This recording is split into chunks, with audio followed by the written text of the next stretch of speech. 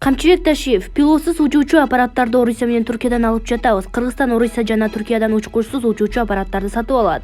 Бул тууралуу министрлер кабинетинин төрагасынын орун басары УКМКнын төрагасы Камчыбек Ташиев билдирди. Видеону Facebook баракчасына Өткүрбек Рахманов жүктөдү. Ал бүгүн 21-октябрда чек ара кызматынын өздүк курамын чыңдоо жана өлкөнүн мамлекеттик чек арасын бекемдөө үчүн сатып алынган соттолгон 40 аскердик техниканы тапшыруу учурунда тартылган. Ташиев аскердик техникалардын баасы 300 миллион сом болгонун жана бюджеттин эсебинен сатып алынганын билдирди.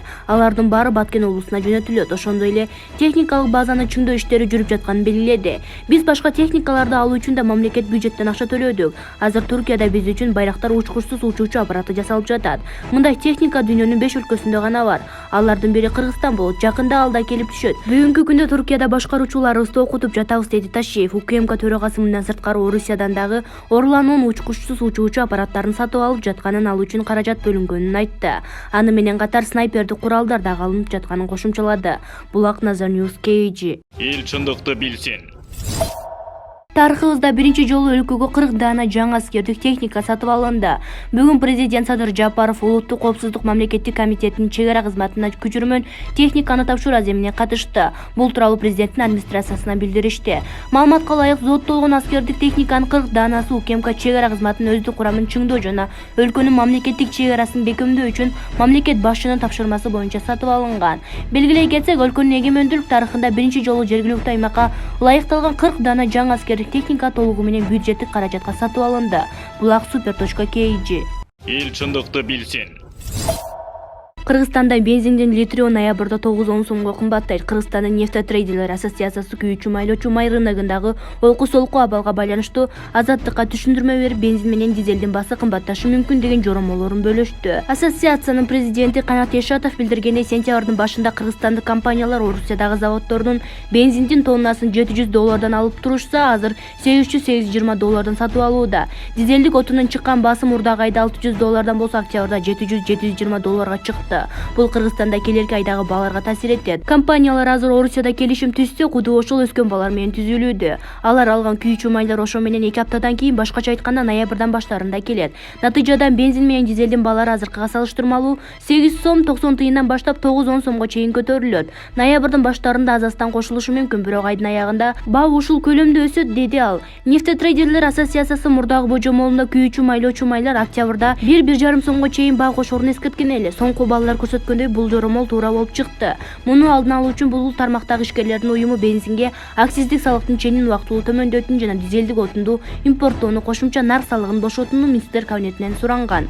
Улуттук статистика комитетинин маалыматына ылайык, ушул күндөрү бензиндин А95 үлгүсү 61 сомго, А92 үлгүсү 56 сом, А80 үлгүсү 54,19 сом, дизель отуну 51,66 сомдон сатылууда. Кыргызстандын нефтетрейдерлер ассоциациясынын жалпы 10 чактуу компания мүчө, алардын ичинде Газпромнефть, Азия, Бишкек Петролиум, Роснефть, Партнернефть сыяктуу компаниялар негизги импортерлор болуп саналат. Өлкөдө ассоциацияга кирбеген ушул багыттагы да бир нече ишкана өз алдынча иш алып барат.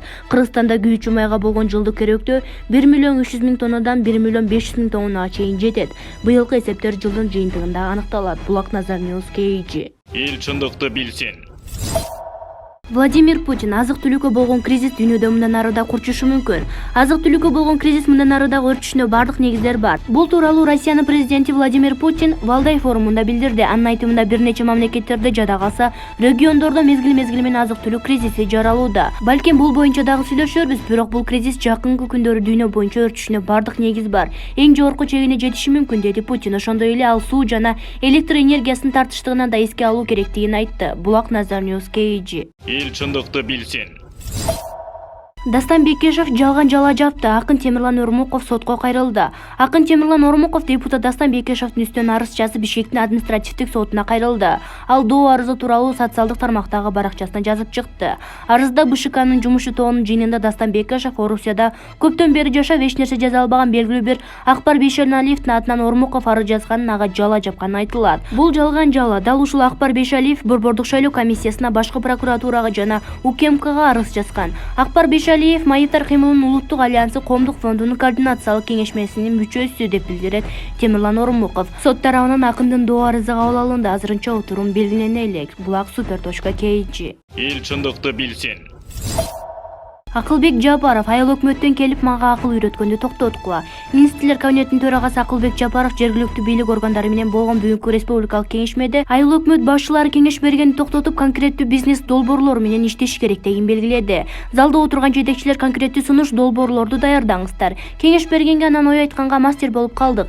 Эл го макул, жетекчилер эмне аларга кошулуп баратасыңар билбейм да. Мага же өкмөттүн мүчөлөрүнө кирип оюңарды айтып кеңеш бербегиле, бизнес долбоор менен келгиле. Жумуш орундарын кантип түзүү боюнча ойлоруңар менен бөлүшсөңөр болот. Айыл өкмөттөн келип алып мага макроэкономиканы кантип оңдосо болот деп үйрөткөндү токтоткула, урматтуу айыл өкмөт башчылары, деп кайрылды Акылбек Жапаров. Булак аргумент KG. Эл чындыкты билсин.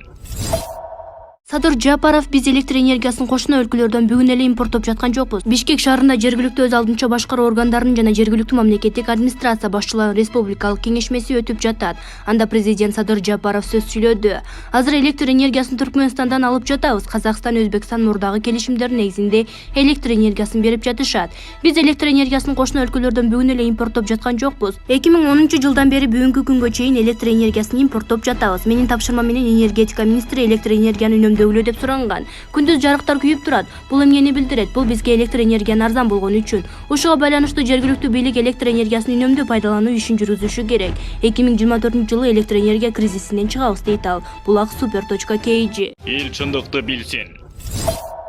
Садыр Жапаров жарандардын кайрылууларынын саны 2 эсеге көбөйдү. Мындай көрүнүш маселелер өз убагында чечилбей жаткандыгынын натыйжасы. Бишкек шаарында жергиликтүү өз алдынча башкаруу органдарынын жана жергиликтүү мамлекеттик администрация башчыларынын республикалык кеңешмеси өтүп жатат. Анда президент Садыр Жапаров сөз сүйлөдү. Бүгүнкү күндө экономикалык жактан татаал шартта экенибиз баарыбызга маалым. Иштер жүрүп жатат. Мындай учурда бардык бийлик органдарынын иш-аракеттерин координациялоо, мамлекеттик башкаруу системасын жакшыртуу маселеси биринчи планда болушу керек. Азыркы учурда ойлонуп отурганга убакыт жок. Мамлекеттик башкарууну бир жолго салмайынча экономикалык же социалдык тармакта болобу, айтор кайсы тармак болбосун элдин купулуна жетүү мүмкүн эмес. Азыркы учурда ар тармактарда сунушталып жаткан реформанын жыйынтыктары калкка толугу менен жетпей жатат. Калктын көйгөйлөрү чечилбей жатат. Жарандардын кайрылууларынын саны 2 эсеге көбөйдү. Мындай көрүнүш маселелер өз убагында чечилбей жаткандын натыйжасы, дейт ал. Булак super.kg. Эл чындыкты билсин. Электр кубаты 1-ноябрдан кийин такыр өчүрүлбөйт. Оңдоо иштери бүткөнүнө байланыштуу 1-ноябрдан тарта пландык өчүрүүлөр болбойт. Бул туурасында энергетика министри Доскул Бекмурзаев кече күнү парламентте билдирди. Депутаттар көпчүлүк аймактарда электр энергиясынын атайылап өчүрүлүп жатканын айтып, себебин сурады. Бекмурзаев атайылап өчүрүү болгонун, анда иштерине байланыштуу гана үзгүлтүккө учурап жатканын айтты. Былтыркы пандемияга байланыштуу 2 жылдык пландык оңдоо иштерин быйыл 1 жылдын ичинде жасап жатабыз. Октябрдын аягына чейин ал жумуштардын баарын бүтүрөбүз. 1-ноябрдан баштап пландык оңдоо иштерине байланыштуу электр кубаты өчүрүлбөйт. Ошого үлгүргөнгө аракет кылып, балдарыбыз күнү түн иштеп жатат, деди Бекмурзаев. Булак Назар News KG. Эл чындыкты билсин.